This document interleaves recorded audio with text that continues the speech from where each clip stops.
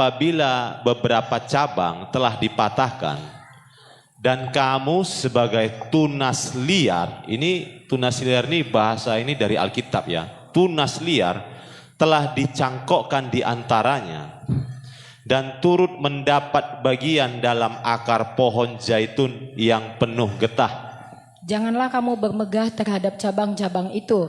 Jikalau kamu bermegah, ingatlah bahwa bukan kamu yang menopang akar itu, melainkan akar itu yang menopang kamu.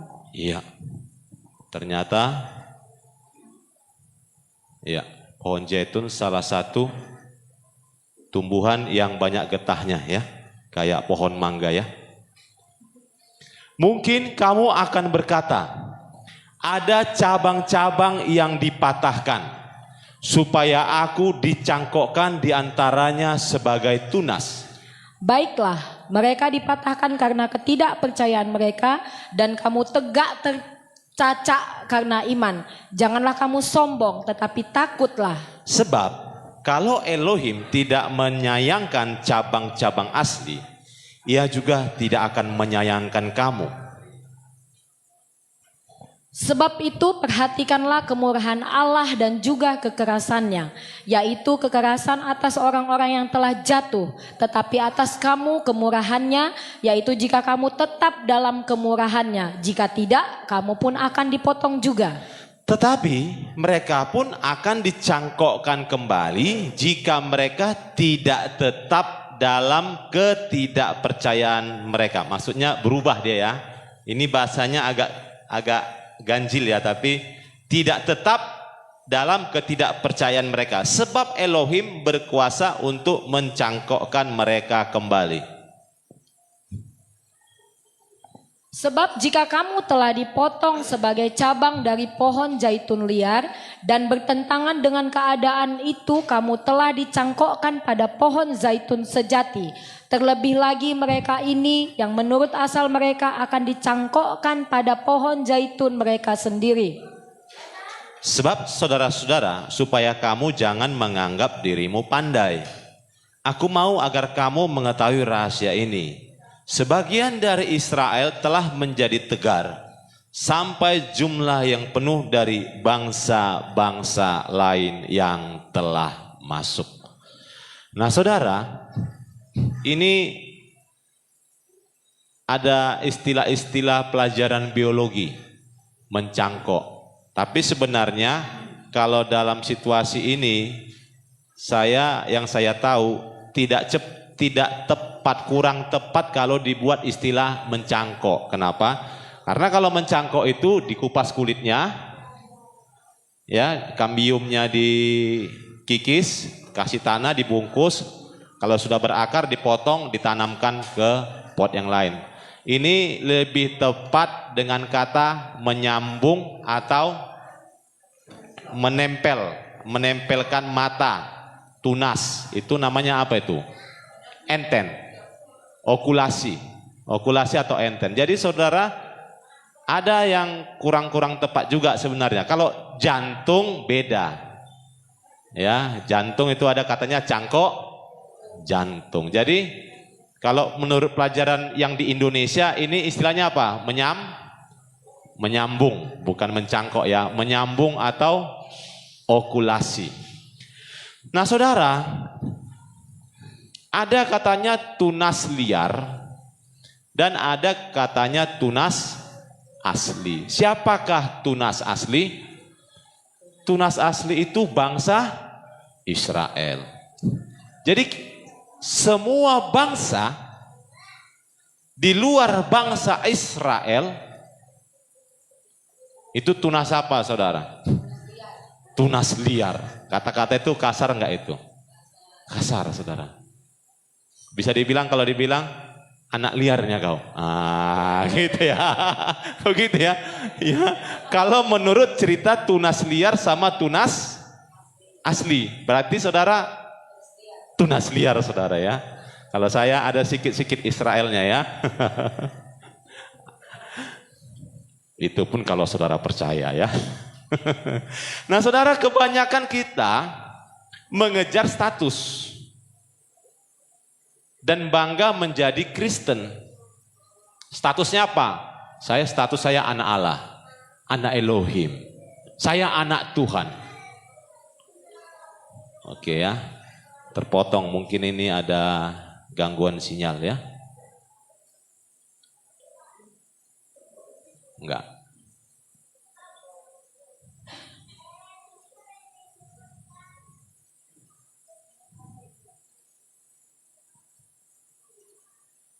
Sudah nyambung? Ya. Enggak apa-apa, enggak nyambung ya. Nah, kebanyakan kita mengejar status bangga menjadi Kristen. Lalu mungkin ada kita dengar orang yang murtad dari iman kekristenan. Ya, murtad menjadi pemeluk agama lain, entah agama mana. Lalu kita bilang, aku gini-gini, setidaknya aku tidak murtad. Aku masih percaya kepada Tuhan Yesus. Nah, jadi kita membanggakan status. Tapi jarang orang mengejar keberadaan. Apa itu keberadaan? Dalam situasi.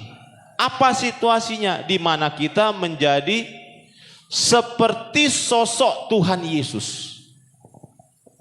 Nah, jadi banyak orang ngejar status. Apa statusmu? Jomblo masih. Nah, lalu sedih dia. Apa statusmu? Married. Tapi keberadaannya di dalam merit itu bagaimana dalam rumah tangga itu? Hanya bangga punya status merit.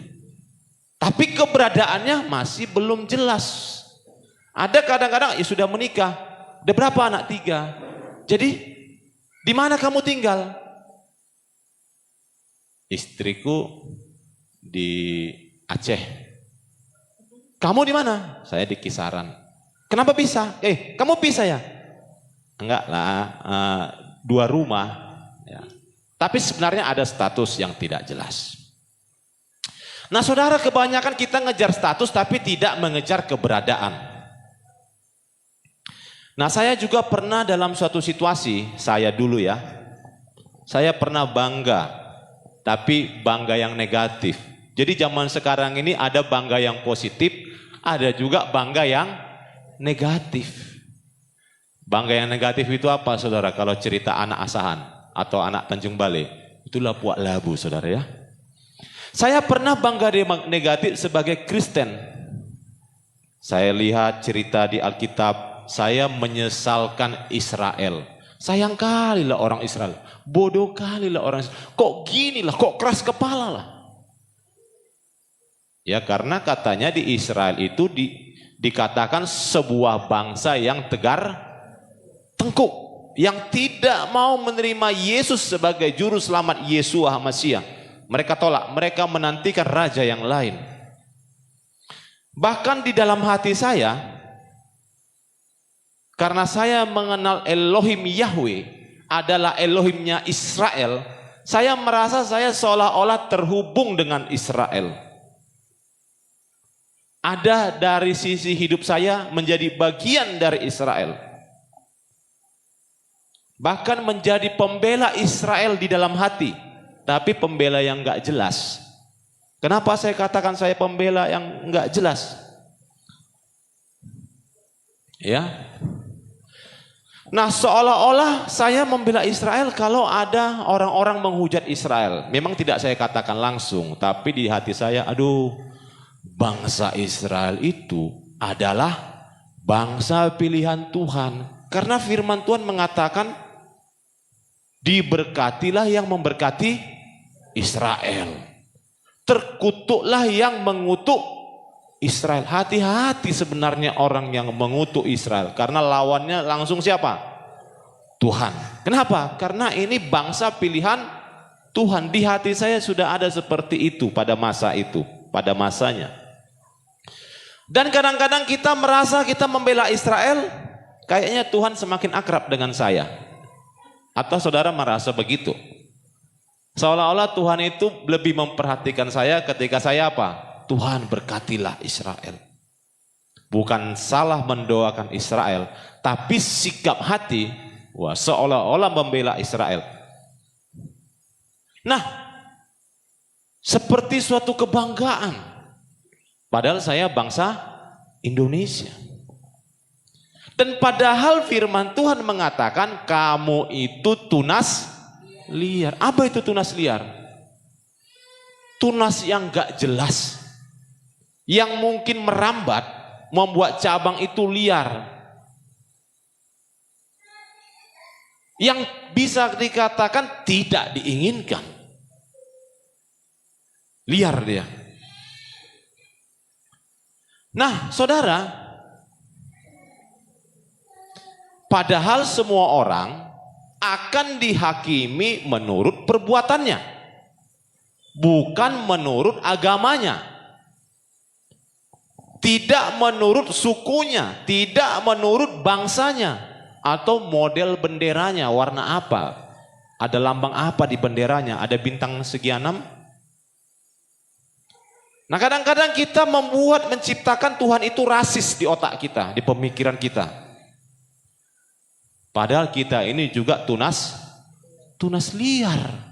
Jadi pohon zaitun itu yang asli katanya itu bertopang pada akar. Akarnya itu siapa? Itulah Elohim Yahweh. Tapi cabang-cabang ini, cabang yang asli, yang berasal dari Elohim Yahweh, ini bisa dipotongi Tuhan. Kenapa? Kalau menurut Tuhan, cabang-cabang ini tidak berkenan, dipotong. Lalu diganti, diambil tunas liar. Siapa tunas liar itu? Siapa saja yang mau percaya kepada Yeshua Mashiach, Yesus Kristus. Disambungkan. Lalu disambungkan, dia tumbuh. Tunas liar ini tumbuh di mana? Di pohon yang asli. Terlalu merasa pandai. Kenapa? Tiba-tiba bisa aja Tuhan tidak berkenan, tunas liar tadi yang sudah dicangkokkan dipotong lagi, lalu diambil lagi tunas yang asli yang udah tercampak-campak tadi dimasukkan lagi.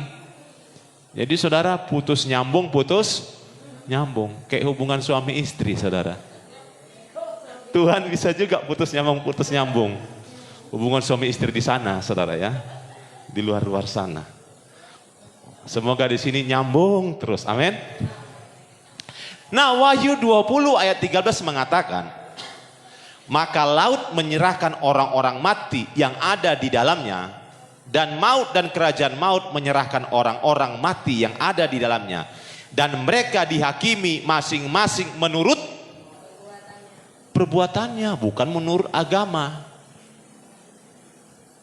Bukan menurut bangsa, bukan menurut suku, menurut perbuatannya. Jadi kita dihakimi ini bukan masalah tunas liar atau tunas asli, tapi menurut perbuatannya, saudara. Amin. Amin. Jangan saudara merasa, wah aku udah manggil Bapak Elohim Yahweh lengkap, lalu Tuhan pro kita. Oh tidak, belum tentu.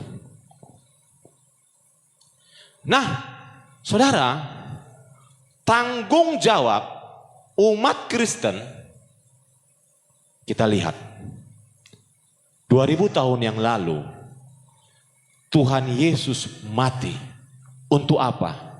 Untuk memberikan keselamatan. Itu sudah final. Keselamatan melalui Yesus Kristus, itu final, selesai. Tapi saya mau kasih tahu, keselamatan saudara, keselamatan saya belum final.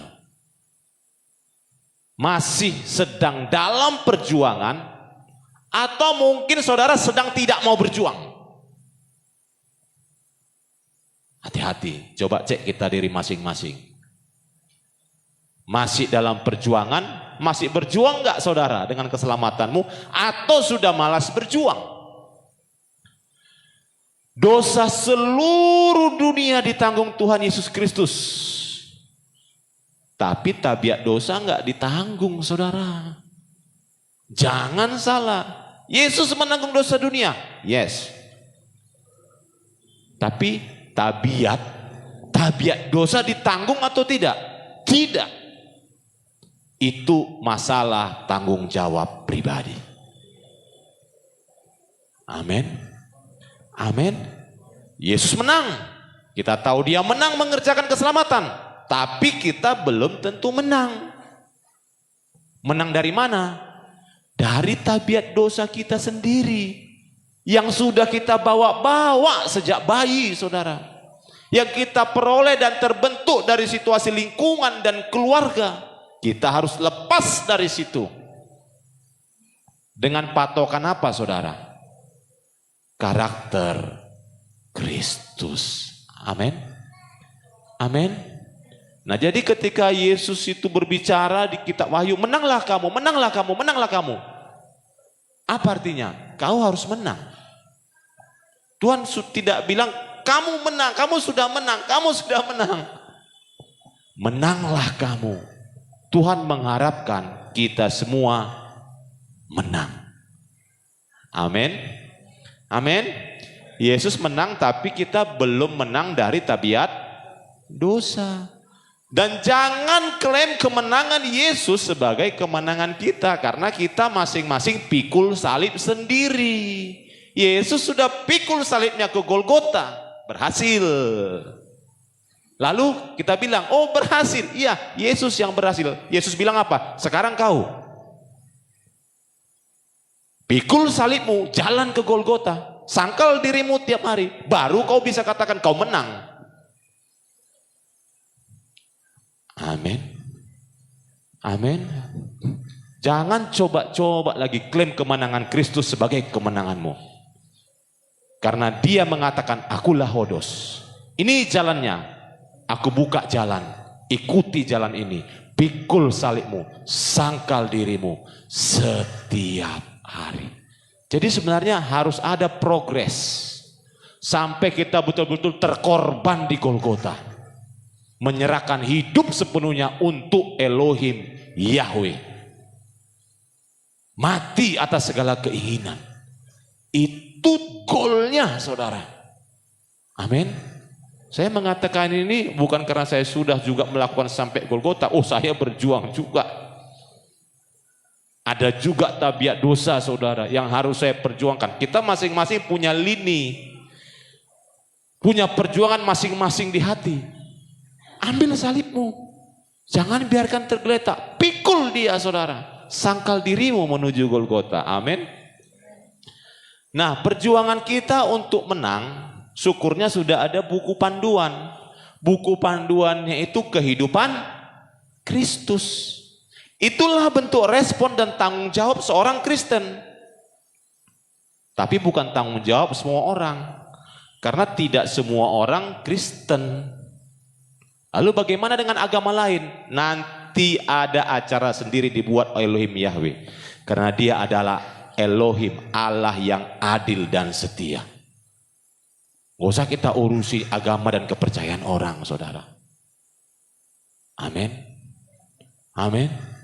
Ketika Yesus mau disalib, nangis-nangis orang. Aduh, kok begini lah, kok begini. Gak usah kau tangisi aku. Hai putri Yerusalem, dirimu kau tangisi. Tangisi, udah bagaimana hidupmu di hadapan Tuhan. Haleluya. Nah, hidup puluhan tahun. Kita ini sudah puluhan tahun loh menjadi Kristen. Sudah puluhan tahun. Coba cek. Ada enggak perubahan yang berarti, saudara? Adakah perubahan yang berarti? Perubahan itu apakah cuma satu? Kalau cuma satu itu stagnasi. Kalau cuma dua itu stagnasi. Udah puluhan tahun cuma dua. Apakah selama kita menjadi Kristen sampai hari ini kita masih membuat repot orang-orang sekeliling kita? Kita masih buat repot enggak dengan orang-orang sekeliling kita? Dan menganggap kalau kita ada masalah enggak tanggung jawab, itu tanggung jawab dia. Atau contoh kita menyewa rumah. Saya tidak sedang menyindir orang yang sedang menyewa rumah ya, tidak. Kita nyewa rumah tapi kita tidak merawatnya. Kita buang air di WC umum, ini contoh-contoh ringan aja. Karena Adam jatuh dalam dosa bukan dalam situasi kriminal pembunuh, bukan dalam situasi selingkuh, bukan dalam situasi mencuri, tapi apa? Tidak makan buah. Kita buang air di WC umum, kita tidak menyiramnya dengan bersih, seolah-olah kita sudah masukkan 2.000, oh udahlah tanggung jawab pun aku bayar. Kita malas bersihkan rumah. Kenapa? Kita tahu udah ada yang membersihkannya. Masalah-masalah utang dan piutang selama kita hidup dan berbisnis, rata-rata manusia ada. Ketika kita memberi orang utangan, ketika kita mengutang sama orang, bagaimana sikap kita? Lalu ketika orang yang mengutang sama kita, bagaimana? Dari kita cara mengingatkan, cara menagih, sampai mungkin banyak dendam di hati kita hanya gara-gara utang piutang. Dan yang sederhana lagi, saya pernah menyaksikan anak kos. Waktu saya kos di Jogja, kuliah. Ini senior saya angkatan 95, dia angkatan 93. Diusir dari kos. Dia diusir dari kos. Hanya karena tidak mengerjakan roster nyuci bak. Jadi kami saudara, waktu kuliah, kos-kosan, ada berapa orang kami, 6 atau 7 orang, itu buat roster membersihkan kamar mandi, menyuci bak,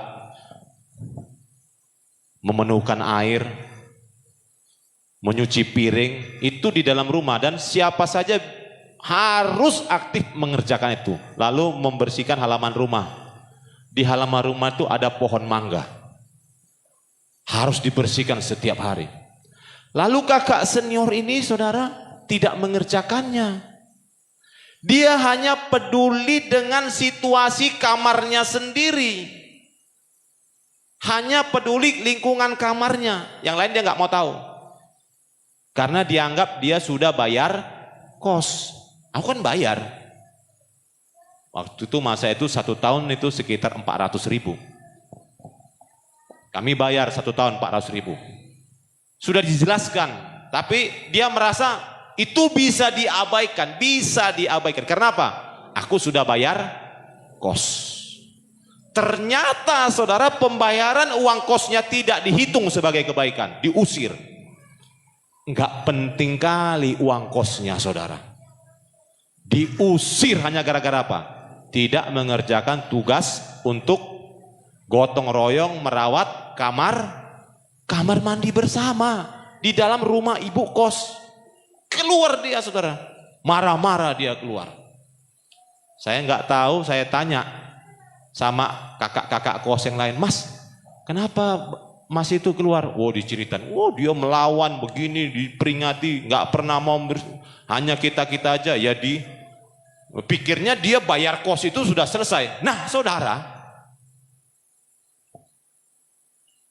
jangan merasa kita datang ibadah, memberi persembahan, lalu berdoa, berbicara firman Tuhan, lalu kita anggap sudah sah saya menjadi Kristen dan anak Tuhan.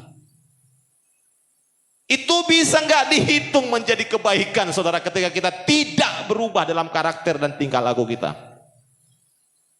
Hati-hati, apalagi saudara dan saya cuman tunas liar saudara. Memang dia bapak kita ini anak angkat. Sadar diri juga saudara, kita sebagai anak adopsi. Anak kandung aja potong. Anak adopsi bisa dimasukkan, tapi anak adopsi nanti macam-macam, potong lagi, masukkan lagi anak yang asli. Suka Tuhan. Tapi siapa yang mau mengerjakan keselamatan? Jadi saudara hati-hati. Jadi saudara, menurut saya tidak penting lagi mau bangsa Indonesia, mau bangsa Israel, mau bangsa apapun kita, hidupmu berkenan gak di hadapan Tuhan? Ada progres nggak di hadapan Tuhan? Ada kemajuan nggak dalam tingkat karakter? Karakter seperti Kristus. Apakah sudah puluhan tahun? Itu-itu aja kelemahan kita. Itu-itu aja penyakit kita. Itu-itu aja karakter kita, saudara. Malas berubah.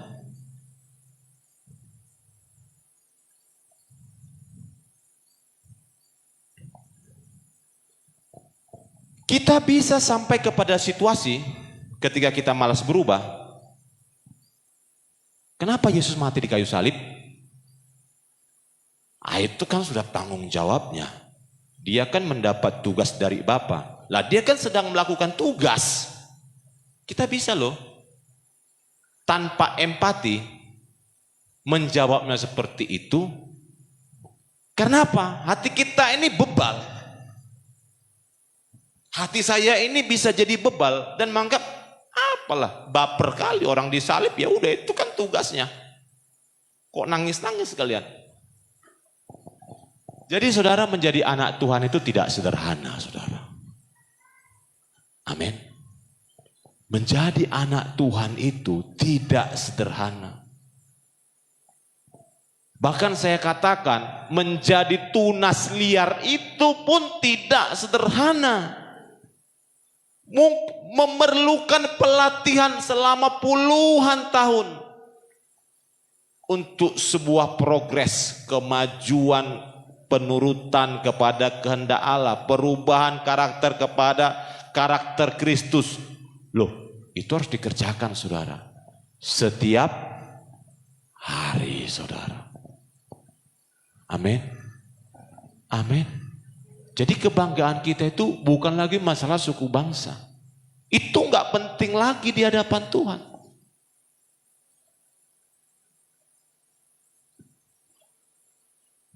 Nah, ada istilah de jure dan de facto. Pernah dengar ini di sekolah? De jure dan de facto. Nah, bagi kita yang sudah berkeluarga dan memiliki anak, kalau saudara meninggal, siapakah yang menjadi ahli waris kita? Pasti anak. Bahkan kita cari duit pun bangun rumah, tujuannya untuk apa?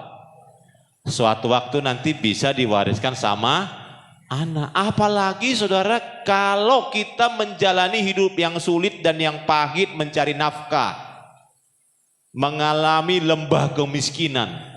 Lembahnya bukan lembah landai, tapi lembahnya lembah jurang, saudara. Aduh, janganlah dirasakan anakku nanti. Aku buatlah dia bahagia, seingatnya diingatnya aku seorang orang tua yang baik. Kita berharap anak kita akan menjadi ahli waris seandainya kita tidak ada. Memang secara de jure, secara hukum, secara hukum, pewaris kita siapa? Anak. Meninggallah kita. Mungkin nanti ada yang sini 5 Fortunernya, 5 Pajero-nya. Meninggallah saudara. Ada tanah 1000 hektar. Hebat-hebat orang Geskai ya. Nanti ketika saudara mau balik nama ini, anak saudara mau balik nama ini, pasti ditanya apa? Kakak, surat kematian, ya, ada mungkin akte. Untuk apa? Membuktikan kita anak saudara itu anak siapa? Layak nggak dia dapat warisan? Itu secara hukum. Lalu kita merasa tenang, udah tenang nanti. Kalau mati pun aku nanti, sudah kutinggalkan semua untuk anak-anakku. Gak ada yang susah, sudah kupastikan. Tenang semua. Bahkan kalau aku mati pun nanti, sudah kubuat asuransiku. Kalau mati aku nanti, biaya pesta pun tinggal dari biasa asuransi itulah. Banyak orang seperti itu, makanya ada asuransi apa? Ada asuransi sahur matua. Maka secara umum banyak orang tua Banyak kepala rumah tangga atau suami istri takut tidak memiliki anak. Kenapa? Nanti kalau aku mati, sama siapa nanti laptopku ini? Sama siapa nanti baju-bajuku ini? Bahkan ada orang takut mengadopsi anak. Kenapa? Nanti kalau ku adopsi nanti tiba-tiba bandel pula. Bukan darah kandungku sendiri. Bahkan banyak orang tua takut menikahkan anak. Kenapa? Nanti kalau ku nikahkan anakku ini kayak mana nanti parumainku, menantuku, helaku. Nanti diambilinya pula harta kami. Itulah secara hukum. Tapi secara fakta atau de facto, belum tentu anak kita akan mewarisi kekayaan kita. Secara de facto, secara fakta belum tentu. Kenapa? Seandainya anak kita duluan meninggal daripada kita, siapa yang mewarisi? Apakah anak kita? Tidak. Kenapa? Dia duluan meninggal. Semoga tidak terjadi di tempat ini, tapi itu bisa terjadi, saudara. Amin. Amin. Apalagi anak kita memang hidup, tapi dia dalam situasi moral tidak layak mendapat warisan. Secara moral tidak layak mendapat warisan. Kenapa? Seorang kriminal, mungkin bandar narkoba, mungkin penjahat kelas kakap. Bahkan kita begitu kesalnya, ada orang-orang tua begitu kesalnya. Sebenarnya dia tidak ingin mencelakai anaknya, tidak mengharapkan kematian anaknya. Tapi karena dia sudah begitu tertekan, dia kata mau mati aja lah kau daripada hidup. Walaupun sebenarnya kata-kata itu aduh nyesal aku, tapi sudah terlanjur emosi mengatakan mati aja lah kau. Yang ketiga, bisa aja anak dalam keadaan sakit mental. Saya lihat di video, ada seorang anak umur 25 tahun, tapi kata dokter mentalnya mental usia 1 tahun. Saya lihatnya sedih sekali, orang tuanya tetap menyayanginya. Aduh, tetap dituntun, dipegang-pegang, makan disulang. Dia nangis-nangis, lalu bertindak seperti anak 1 tahun, saudara. Dan itu tidak bisa dirubah. Belum lagi kalau kita punya anak sakit berat atau koma. Layakkah dia dapat warisan? Tidak.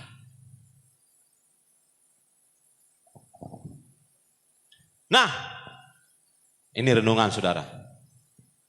Seandainya saudara belum punya anak, lalu saudara divonis dokter tidak bisa punya anak.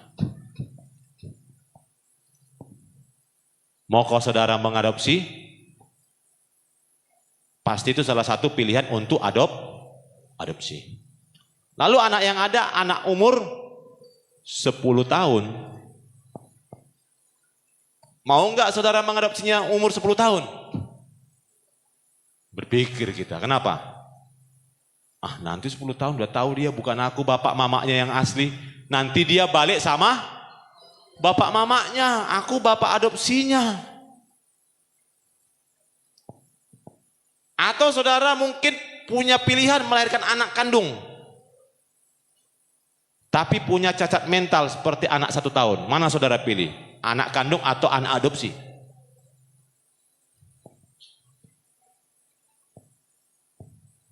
Atau melahirkan anak kandung sehat secara fisik dan mental, sehat mental dan fisiknya, tapi nanti sudah besar menjadi orang yang jahat yang melakukan kriminal. Saudara pilih yang mana? Semua pilihan ada resikonya, saudara. Semua pilihan hidupmu ada resikonya. Semua pilihan hidup saya ada resikonya. Dalam kita menjalani hidup, semua ada resikonya, dan resiko-resiko itu akan kita pertanggungjawabkan di hadapan Elohim Yahweh. Amin. Amin, saudara. Saudara, kita miliki anak senang enggak? Hampir semua orang tua senang punya anak. Ada yang enggak senang. Kenapa? Mungkin udah kebanyakan anaknya. Ada juga enggak senang gara-gara apa? Lahir anaknya cacat. Atau enggak senang gara-gara apa? Mungkin kecelakaan. Nah, semua orang tua pingin punya anak, dan kalau Tika berhasil memiliki anak, wah apalagi anak laki-laki, kalau orang Batak, wah ini penerus marga. Sudah ada siagiannya, sudah ada dailinya, sudah ada sitorusnya, sudah ada purbanya. Dan yang paling penting saat anak tersebut lahir, semuanya adalah harapan baik. Melihat anak itu sebagai sumber kebahagiaan. Dan hampir tidak ada orang tua yang menyesal memiliki anak saat mereka masih kecil. Kita waktu masih kecil ini, semua anak kita itu membahagiakan. Beol aja dia kita bahagia, saudara. Dikentutin aja kita di muka kita, prot, kita ketawa-ketawa, saudara. Kenapa? Bahagia punya anak. Tapi saya katakan, saudara, memiliki anak belum tentu bahagia. Masalah-masalah mulai timbul saat anak menjadi dewasa. Kalau dia nggak berubah gitu-gitu terus, kentut terus di muka kita, saudara. Umur 25 tahun lalu prot. Lalu datang ke sama kita, Pak, berak celana aku, Pak, katanya. Cebok kan, Pak. Umur 25 tahun. Stres, mau mati rasanya. Masalah-masalah mulai timbul saat anak menjadi dewasa. Karena apa? Karena pilihan-pilihan sendiri yang tidak sesuai harapan orang tua. Contoh, cari jodoh nanti dia. Kau ambillah boru tulangmu. Ah, nggak suka aku boru tulang, Pak. Harapan kita apa? Boru tulang. Tapi dia nggak mau ngambil boru tulang. Ambil pula nanti boru nias, saudara. Itu contoh, saudara ya. Ya. Kenapa? Seorang anak semakin besar mempunyai pilihan-pilihan sendiri. Dan orang tua kadang-kadang hanya bisa pasrah. Ada yang marah, tapi marah nggak berguna. Kenapa? Nggak didengarkan lagi. Bahkan ada orang tua menyesal memiliki anak yang sangat tidak menghargai orang tuanya. Sebenarnya ini menggambarkan hubungan kita dengan anak, saudara. Kenapa kita punya anak dibuat Tuhan? Dari kecil, bayi sampai menjadi tua, lalu kita mempunyai cucu. Itu sebenarnya membuat kilas balik bagaimana hubungan kita dengan Tuhan. Supaya tahu kita bagaimana sih berhubungan dengan seorang bapak di surga itu. Bagaimanakah kita pilihan-pilihan kita menyenangkan hati bapak. Bagaimanakah pilihan-pilihan hidup kita itu membuat Bapak di surga itu kecewa? Tuhan ngajarinya seperti itu, ada siklus. Nah, sekarang kita cek ini siklus hidup kita ini bagaimana, saudara? Siklus hidup kita yang sudah puluhan tahun. Tanpa terasa saya sekarang 44 tahun, sebentar lagi 45. Makin lama kita hidup, semakin banyak pertanggungjawaban, saudara. Jadi kalau ada orang bangga umurnya sampai 90 tahun, lihat. 90 tahun kali 365 hari, itulah yang harus dipertanggungjawabkan. Kebanyakan pohon kehidupan atau pohon pengetahuan yang baik dan yang buruk. Ini seperti Taman Eden, saudara, pikiran kita ini. Yang harus kita pilih setiap hari, kita pilih konsumsi yang mana? Pohon kehidupan atau pohon kematian? Hidup dan mati loh ini, saudara. Sering hidup atau sering mati? Nah, kita ini review. Saya juga sebagai pendeta hati-hati. Hidup mati ini di sini, saudara. Pilihan-pilihan kita. Dan ingat, kita tunas liar. Kalau Tuhan tidak menyayangkan tunas yang asli, apalagilah tunas yang liar. Tapi jangan salah, Tuhan bisa mengasihi tunas yang liar dan memotong tunas yang asli. Tergantung respon dan tanggung jawab kita di hadapan Tuhan. Tuhan itu adil loh saudara. Sebenarnya nggak penting kali sama dia mau tunas asli atau tunas liar. Tapi kita sadar diri, ini loh ini tunas liar. Bukan kayak seorang anak kos udah bayar uang kos, sudah selesai semuanya. Aku sudah bayar uang kos, ya orang lah yang bersihkan ini semua rumah-rumah ini, sapulah itu halaman, kamar mandi orang itu yang cuci lah, kita kan sudah bayar. Roma 11 ayat 21, sebab kalau Elohim tidak menyayangkan cabang-cabang asli, ia juga tidak akan menyayangkan kamu. Kalau Elohim, Allah, Bapak Yahweh tidak menyayangkan cabang asli, ia juga tidak akan menyayangkan kamu. Bukan sayang loh, tapi menyayangkan. Udah kau nggak penting juga kau kalau kau nggak mau berubah. Gitu kira-kira saudara. Jadi tunas liar dan tunas asli bukan lagi suatu hal yang paling penting di hadapan Tuhan Elohim Yahweh. Roma 11 ayat 22 sama-sama kita katakan. Sebab itu perhatikanlah kemurahan Elohim. Ada kemurahan Elohim. Lalu katanya apa? Dan juga kekerasannya. Loh, Tuhan itu keras loh. Kekerasan hatinya untuk apa? Untuk orang-orang yang jatuh dan tak mau bangkit, saudara. Yaitu kekerasan atas orang-orang yang telah jatuh. Tetapi atas kamu kemurahannya, yaitu jika kamu tetap dalam kemurahannya. Jika tidak, kamu pun akan dipotong juga.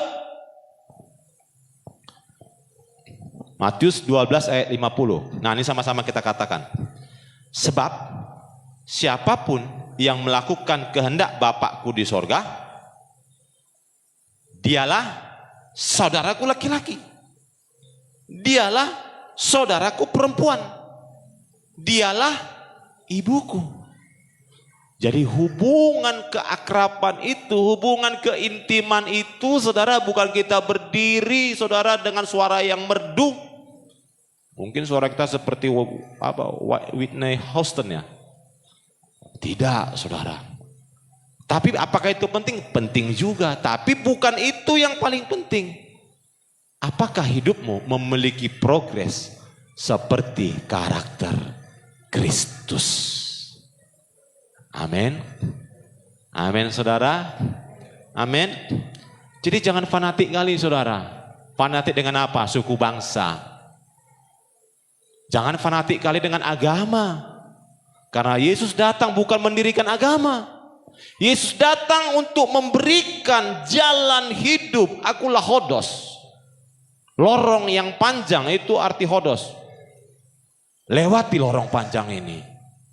Demikian firman Tuhan.